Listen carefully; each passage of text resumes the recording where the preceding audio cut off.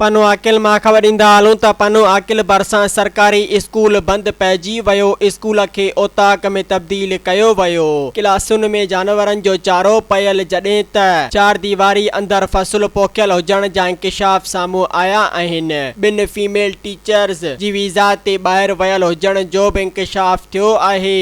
Assistant commissioner पनो आकिल रुका अलबख्शी जे उचिते छापे दौरान स्कूल मुकमिल तौर ओताक ऐं जानवरनि जी जाइ तौर इस्तेमाल थींदो मिलियो।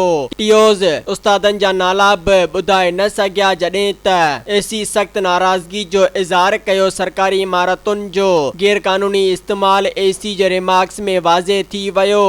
उन मौके ते एसी अहिड़ी सूरतहाल बाबति DC सखर खे तफ़सीली रिपोर्ट जमा कराए छॾी आहे जॾहिं त इन्हनि ज़िम्मेवारनि ख़िलाफ़ कार्रवाई जी सिफारिश बि कई आहे।